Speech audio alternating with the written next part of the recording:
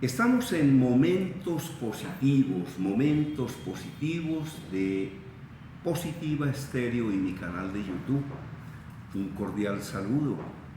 Hoy con una invitada, la doctora Ana María Cadena, secretaria de Hacienda de Bogotá, y vamos a hablar de diferentes temas. Pero ante todo, un cordial saludo. Muchas gracias por aceptar esta invitación. Germán, muchas gracias a ti por invitarme. Muy contenta de estar acá. Muy amable. Bueno, vamos con una sección que se llama Las frases que encontró nuestro personaje, que le gustaron y que quiere compartir con los oyentes y con las personas del canal de YouTube. A mí me decía un colega muy querido, Miguel Ángel Cornejo, autor como de 50 libros mexicano, que una frase puede cruzar la vida de una persona, puede cambiar la vida de una persona. Y de hecho la vida de una persona puede cambiar por un viaje, por un libro, por una experiencia o por una sola frase. Una sola frase es capaz de cambiar la vida de una persona. Pues sí, muy poderoso pensarlo así. Yo creo que a veces a uno lo transforman cosas que no se imagina. Como lo dices, una frase, una experiencia, yo creo sobre todo una persona le cambia a uno la vida muchas veces. ¿A usted quién le cambió la vida o por qué menciona esto? ¿No? Porque ¿O una experiencia realmente impactante que haya significado un cambio importante en su vida?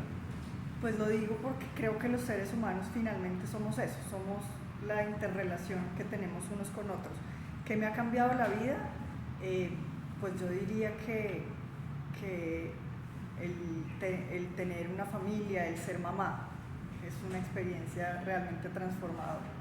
Sí, eso me decía a mí César Augusto Londoño. Yo, por ejemplo, nunca me casé ni tuve hijos, me dediqué en la vida a viajar y a estudiar, pero a mí me decía César Augusto Londoño, el periodista deportivo, que ser papá es una de las cosas más impresionantes del mundo. Una persona que ha vivido cosas tan impresionantes, ¿no? Sí, yo creo que realmente es una experiencia transformadora para quienes la hemos vivido.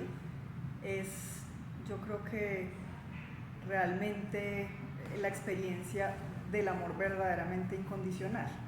Ese amor que ahí sí, como dicen, no espera nada, lo perdona todo, lo soporta todo. Pues uno un hijo lo ama porque existe, no hay razón adicional. Sí, y parece que siempre es como un niño, ¿no? Sí, pues yo me acuerdo mucho cuando yo estaba embarazada de mi primera hija, una amiga me contó que le había dicho a su hermano cuando ella misma estaba embarazada, como no, es que tengo como una angustiecita, como no sé cómo decirte, y que el hermano le dijo, no, tranquila, que nunca se te va a quitar. Es decir, ya ahí, pues sí, para siempre está como ese sentido de que hay alguien por quien uno pues siempre estará buscando su bienestar, que esté bien, tratar de protegerlo pues en la justa medida. Eso es así, eso es así.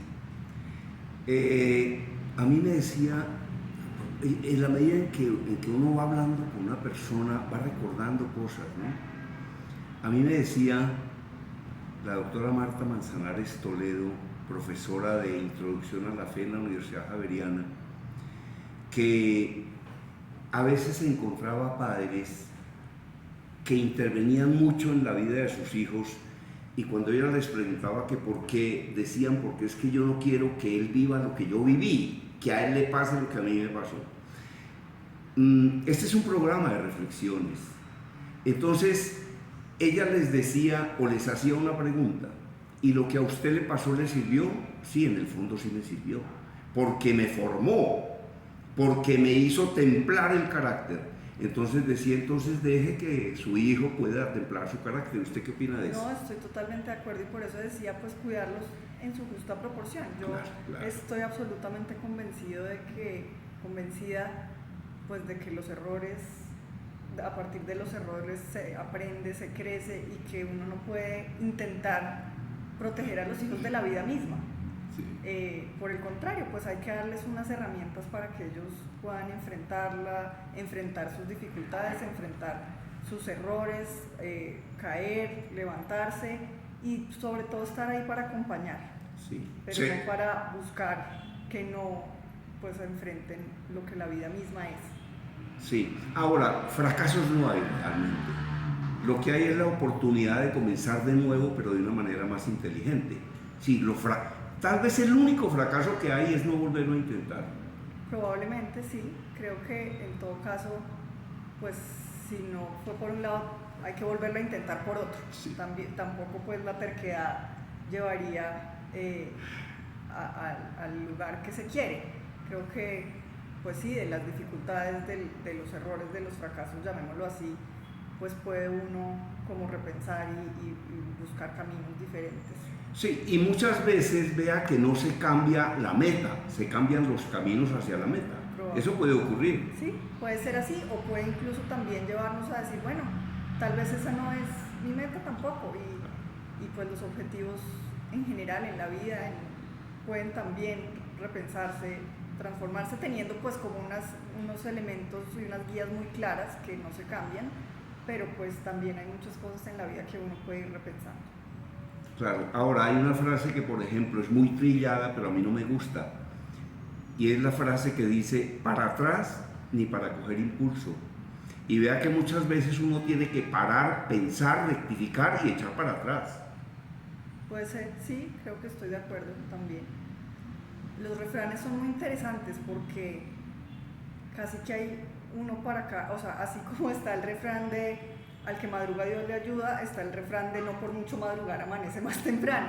Es decir, creo que al final, sí, no hay una sola línea y un solo camino. Bueno, a mí me decía un periodista que se llamó Antonio Ibáñez, me decía que a él le encantaba entrevistar personas que incluso pensaran totalmente distinto a él, siempre y cuando fueran pensamientos inteligentes que agregaran valor, ¿no? De acuerdo. Y también entrevisté para uno de mis libros al presidente del Banco Anglo-Colombiano, el doctor David Hutchinson, que me dijo una cosa muy interesante, se la voy a contar.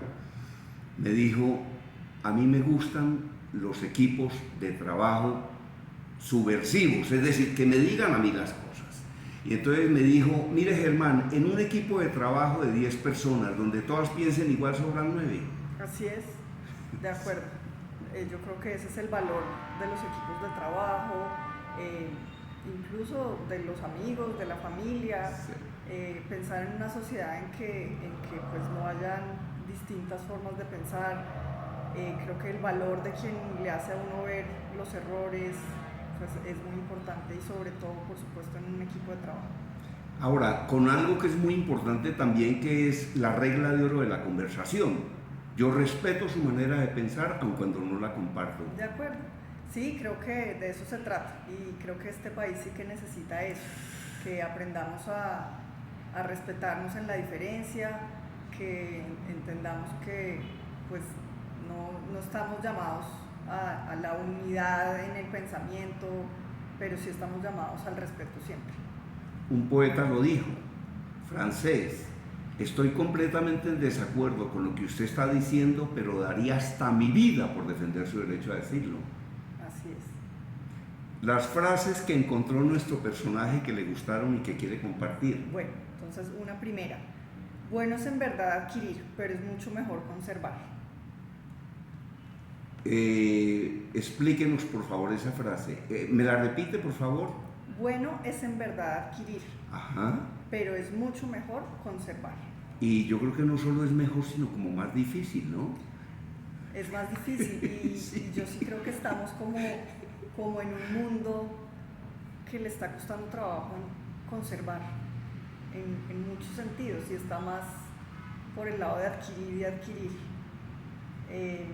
Entonces pues sí creo que es una frase que nos trae una reflexión interesante sobre qué es lo que en nuestra vida permanece y nos da una satisfacción verdadera en todos los campos, en lo material, por supuesto, que es tan importante hoy en día pensar pues, y reflexionar sobre nuestros patrones de consumo, sobre qué presiones estamos generando en el mundo con ese tema del consumo, pero también en lo personal, pues en nuestra vida, digamos, personal, espiritual, donde casi que esa cultura del consumo y del desecho está como también llevándonos a no ser que no tengamos tan claro lo que implica conservar una relación, conservar, no sé, digamos, temas, digamos, más de lo valioso. Casi que a veces pienso que incluso desde lo personal, a veces en las relaciones y demás, ese tema de conservar se nos está dificultando. Muchísimas gracias por esas reflexiones. Lo que nos saca de la monotonía de la reflexión, lo que nos saca de la monotonía de la reflexión. Importantísimo eso, ¿no? Siguiente frase. La paciencia todo lo alcanza. Yo me acuerdo mucho de mí cuando era chiquita, que mi mamá decía mucho: Dios mío, dame paciencia. Y yo decía: pero esta señora, ¿qué? ¿Por qué vive diciendo dame paciencia? Y ahora que tengo 3 hijos, que tengo muchas responsabilidades, diría yo, siento que la paciencia sí que es una virtud importante y que sí es que es difícil mantenerla, conservarla. Y ahora me veo a mí misma diciendo: Dios mío, dame paciencia. Sí. ¿En qué casos, por ejemplo? En tantos, en mi vida diaria, con los niños, pero también en esta responsabilidad grande que hoy tengo, donde la velocidad de los días, a veces cuesta trabajo como parar un momento y decir: no, espere un momento, así sea un minuto, de parar y decir: necesito pensar un poco esta decisión, o realmente creo que el mundo nuevamente nos está llevando y nos está acostumbrando, y lo veo en los niños hoy, a que todo tiene que ser absolutamente inmediato, capacidad de espera nula. Entonces sí creo que el poder guardar como esa pausa es importante, y creo que la paciencia es una virtud que yo quisiera cultivar. Sí, la paciencia para reflexionar, para pensar, para ver por qué lado es, para ver qué hay que cambiar, para ver qué hay que modificar, o para ver qué hay que acentuar, qué hay que perfeccionar. Para escuchar al que, como decíamos hace un rato, tal vez piensa diferente, para entender que cada uno tiene sus ritmos, sus tiempos, sus formas. Sí, creo que en todos los ámbitos lograr no salirse de casillas porque algo no es como uno lo quiere, en el tiempo que uno lo quiere, pues sería algo que aportaría mucho en general, o por lo menos para mí veo que sería, o es algo que quiero como cultivar. La paciencia. La paciencia. Muy bien. A mí me decía una amiga que se llama Rocío Calle de Medina Celi, que muchas veces las cosas no son como uno quiere que sean, sino son como son, ¿no? Y otro amigo mío que se llama Juan Roldán me decía que no todo lo bueno es un premio y no todo lo malo es un castigo. Eso depende de qué haga la persona con cada una de las cosas, ¿no?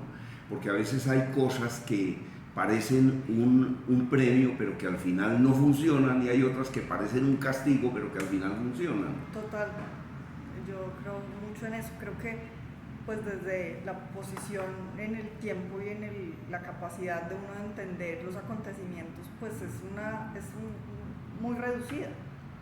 Entonces, también por alguien decía: buena suerte, mala suerte, no se sabe. O sea, uno no sabe. Yo no puedo saber hoy qué implicaciones va a tener algo que me está sucediendo, que puedo pensar que es desafortunado, pero probablemente no lo es, y tiene un propósito, o va a permitir algo distinto en la vida que hoy es imposible ver. De pronto se salvó de algo. De pronto, claro, así es. Sí, no, yo creo que uno tiene, pero pues realmente sí se vuelve muy difícil, pues soltar un poco ese intento de controlarlo todo en la vida, pues porque no tiene mucho sentido pretender que dentro de las inmensas limitaciones que tenemos y que somos, pues uno pueda saber y querer controlar qué es lo que, pues la vida misma a dónde lo lleva. Sí. ¿Usted conoce la oración de la serenidad? Pues no sé, conozco una que me gusta mucho ahora y es como precisamente de soltar, como de entender que el control no está en uno y que pues hay que soltar ese control y más bien pues poner en manos de Dios la vida misma. La oración de la serenidad dice palabras más, palabras menos. Dios, concédeme serenidad para aceptar las cosas que no puedo cambiar, valor para cambiar aquellas que sí puedo y sabiduría para reconocer la diferencia. Es verdad, sí, así es. Sí, y yo a propósito de ese tema siempre he pensado que yo me encargo de dar pedal y que el poder superior lleve el timón, pero el pedal lo tengo que dar soy yo. Exacto, eso sí, de acuerdo. Hay que trabajar como si todo dependiera de uno, pero saber que pues realmente es solo uno un medio para eso, de acuerdo. Siguiente frase.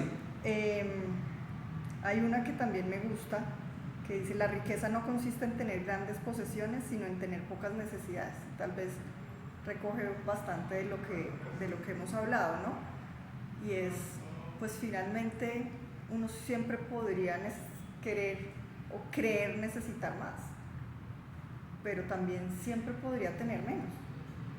Y creo que, pues que la capacidad también ojalá que uno tuviera cada día más de no poner en esas necesidades, en muchos casos también creadas, como su felicidad, y pues creo que también nos permitiría soltar mucho y ir más livianos.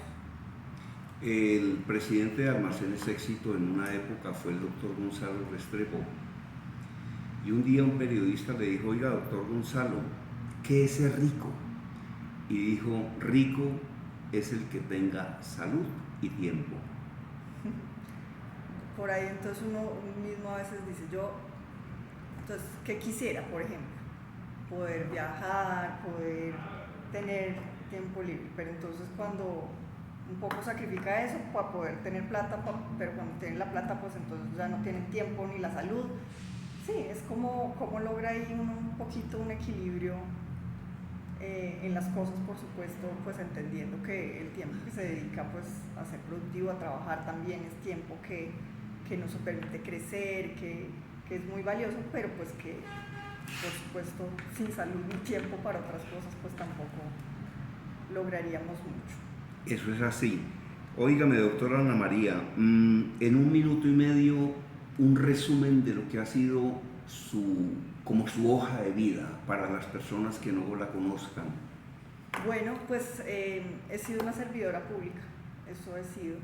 En el año 2004 entré a trabajar en el Departamento Nacional de Planeación, era un sueño que tenía mientras estudiaba economía, y en el camino a la universidad, en el bus en el que iba, siempre veía el edificio del Departamento Nacional de Planeación y era como un poco casi que un sueño para mí poder trabajar ahí, y empecé mi carrera ahí, y desde entonces pues he sido una servidora pública, y hoy, después de haber pasado por Planeación Nacional, por el Ministerio de Hacienda, por pensiones, algunas otras entidades, pues llegué al distrito, y ha sido una experiencia maravillosa.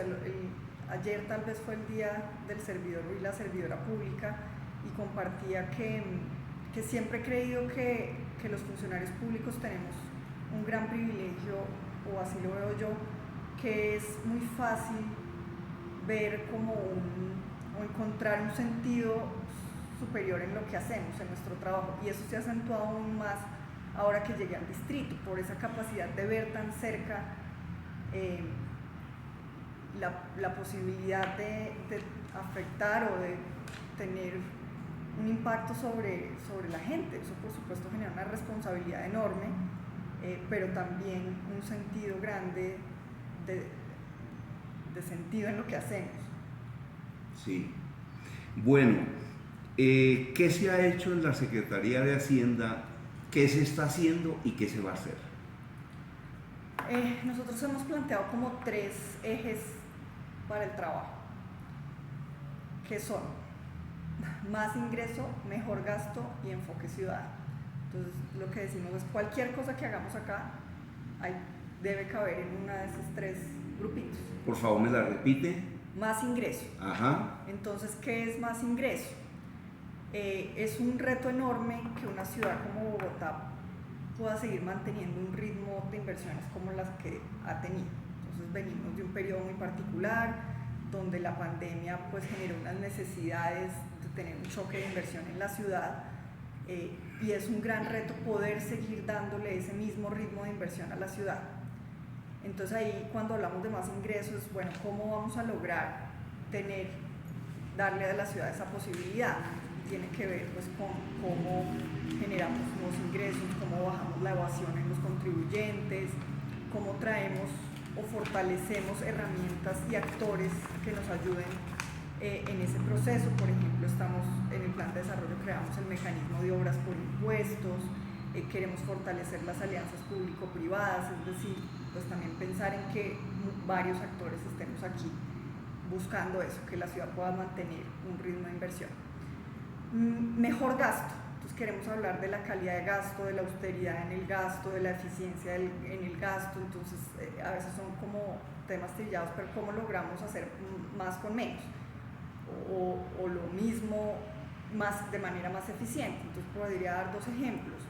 Este año dijimos desde que llegamos, bueno, vamos a tener un plan de austeridad y disminuimos en un 10% el gasto que tiene el distrito en contratación de prestaciones de servicio, y dijimos eso nos permitió ahorrar 140.000 millones de pesos y lo llevamos al sector salud, donde teníamos unos faltantes para la atención directa a la población, es decir, sacrificar algunos gastos que no generan un impacto directo sobre la población para priorizar ese gasto. Hay evaluaciones de impacto de ciertos programas, queremos tomarlas para modificar algunos gastos. Voy a dar otro ejemplo. Encontramos una evaluación que decía claramente tiene más impacto que el subsidio que se le da a la población vulnerable en transporte, es decir, ese subsidio que reciben algunas poblaciones para Transmilenio, no sea una menor tarifa, sino sea unos bonos. Entonces vamos a hacer ese cambio, buscando que esos recursos que ponemos tengan un mejor y mayor impacto en la población. Entonces, varios elementos, pero ese eje fundamental de la calidad del gasto. Y finalmente, la perspectiva ciudadana, porque sí creemos que pues ese es el fundamento de cualquier funcionario, servidor público y de cualquier entidad, y es responderle al ciudadano. Venimos de un momento que fue difícil, que fue un cambio en el sistema de recaudo de impuestos en la Secretaría, y eso generó en algunos momentos dificultad para que los ciudadanos pudieran pagar sus impuestos. Entonces estamos trabajando para que eso no pase, para que de verdad podamos decirle a la gente pagar impuestos es fácil. Es difícil para todos en el sentido que implica un sacrificio, pero por lo menos las herramientas, los canales son amables, funcionan, son sencillos, y ahí estamos para atender. Sí. Y además pagar impuestos paga porque se destinan adecuadamente para un mayor bienestar de la propia ciudad. Yo veo mucho video en YouTube sobre grandes ciudades del mundo, y hay ciudades donde los impuestos son muchísimo más altos que en otras, ¿no? Pero los ciudadanos ven reflejado eso en que se revierten mejores servicios, ven que la plata se está gastando bien. Así es, esa tiene que ser pues nuestra nuestro gran propósito, lograr que los recursos se conviertan en bienes y servicios para el bienestar de la ciudad y de los ciudadanos. Óigame, doctora Ana María Cadena, la verdad es que me encantó conocerla, hablar con usted y le he aprendido muchísimo. Y eso es muy importante, porque hay que aprender algo todos los días, y para aprender hay una cosa que es trascendental, que es escuchar. Y entender, por ejemplo, que uno no debe escuchar para contestar, sino escuchar para aprender, que eso es una cosa absolutamente maravillosa y muy valiosa, ¿no? Y entender otra cosa, y es que el ser humano aprende más cuando escucha que cuando habla, porque cuando uno habla repite cosas que ya sabe, en cambio cuando escucha aprende cosas nuevas. Entonces ha sido un gran placer escucharla y espero que regrese a mi emisora Positiva Estéreo y también a mi canal de YouTube, porque siempre habrá frases y enseñanzas que dar y proyectos y metas que contar. Bueno, igualmente, muchas gracias por invitarme y pues a aprender cada día.